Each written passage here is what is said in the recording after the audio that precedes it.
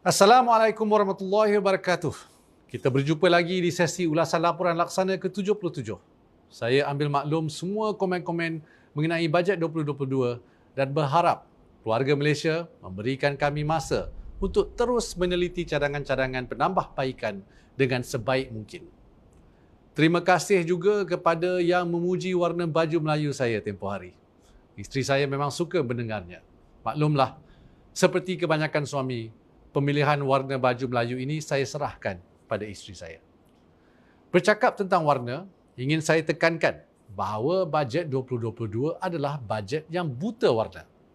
Bajet ini adalah untuk semua rakyat, tidak mengira negeri, bangsa, agama dan keturunan, serta kekal bersifat inklusif, mampan dan seimbang.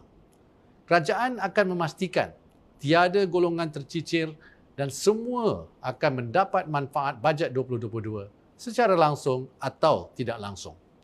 Ada tomahan bahawa bajet ini untuk Bumiputera sahaja dan bangsa lain semuanya dipinggirkan. Saya ingin mengambil kesempatan ini untuk menjawab tomahan ini. Seperti yang saya sebut tadi, bajet ini adalah untuk semua.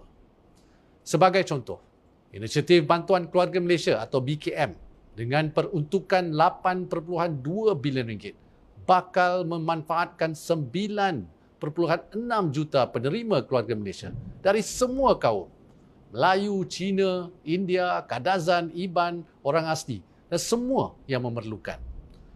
Berdasarkan inisiatif semasa yang telah dilaksanakan, misalnya Bantuan Prihatin Rakyat atau BPR, penerima manfaat adalah dalam kalangan semua rakyat yang memerlukan. Dan ia hampir selari dengan peratusan populasi di Malaysia mengikut kaum. Berdasarkan data, 58% penerima BPR terdiri dari kaum Melayu, sementara kaum Cina dan India masing-masing adalah 19% dan 8%. Jika dilihat dari sudut sektor perniagaan pula, bantuan-bantuan seperti skim kemudahan pembiayaan telah memberi manfaat yang luas kepada semua.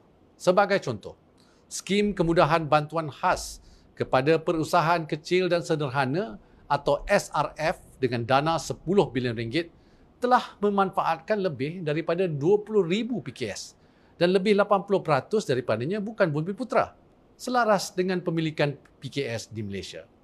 Jadi, tidak tepat untuk mengatakan bajet ini adalah untuk Bumiputera sahaja. Terdapat juga tomahan, kononnya kerajaan meminggirkan Sabah dan Sarawak.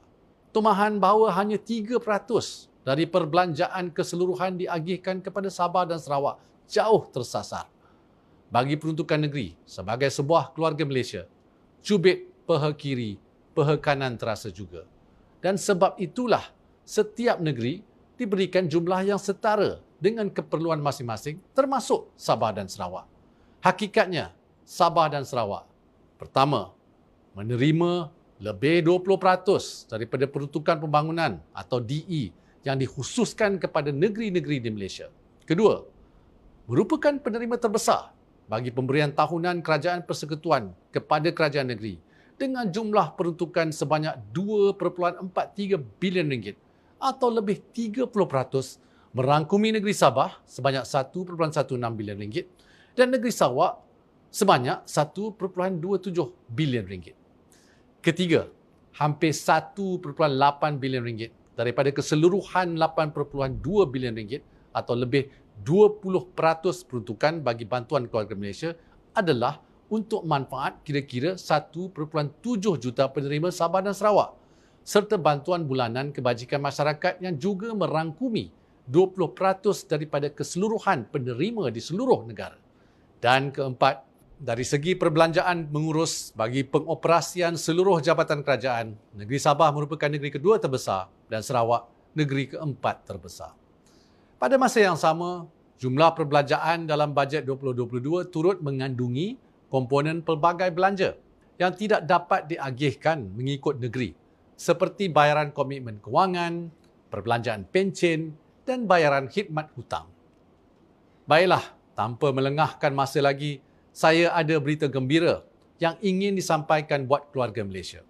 Seperti biasa, laporan laksana ini adalah wadah atau saluran tentang usaha-usaha kerajaan membantu rakyat. dan pada kali ini sebagai penyampai maklumat tentang bantuan-bantuan yang berkenaan. Alhamdulillah, bayaran GKP sebanyak RM500 telah disalurkan kepada lebih 1 juta PKS Mikro mulai 23 November 2021. Bayaran fasa 2 ini melibatkan implikasi kewangan kepada kerajaan sebanyak RM500 juta. Secara keseluruhan, bantuan yang telah dan akan disalurkan di bawah GKP untuk tahun ini adalah RM6.08 bilion. Dalam bajet 2022, kerajaan juga ada sediakan dana RM1.8 bilion untuk peniaga kecil. Apa yang menarik, faedahnya hanya 0%. Maksudnya, cuma perlu bayar jumlah yang dipinjam, tak ada faedah. Bukan itu sahaja, boleh dapat moratorium sehingga 12 bulan. Jadi, lepas pinjam, setahun lepas tu baru mula bayar balik pinjaman. Siapa yang tak ambil peluang ini memang rugi. Pembayaran fasa 1 bantuan khas COVID-19 atau BKC telah pun disalurkan pada September lalu dengan peruntukan sebanyak RM3.1 bilion untuk hampir 10 juta penerima. Pembayaran BKC fasa 2 akan dibuat mulai hari ini, 25 November, yang memanfaatkan 700,000 penerima isi rumah, bujang dan warga emas kategori miskin yang melibatkan peruntukan berjumlah RM300 juta. Tapi keluarga Malaysia dari golongan B40 lain jangan risau. Fasa 3 BKC akan dibayar pada bulan Disember 2021 untuk penerima isi rumah kategori miskin dan juga B40. Yang ni melibatkan peruntukan sebanyak RM1.2 bilion untuk 3.8 juta penerima. Jadi keseluruhan RM4.6 bilion akan disalurkan menerusi BKC, memanfaatkan 10 juta ahli keluarga Malaysia. Itulah sahaja untuk laporan laksana kali ini. Teruskan berdisiplin mengikuti SOP yang ditetapkan dan stay safe semua. InsyaAllah, kita pasti menang bersama demi keluarga Malaysia. Wabillahi taufiq wal hidayah. Wassalamualaikum warahmatullahi wabarakatuh.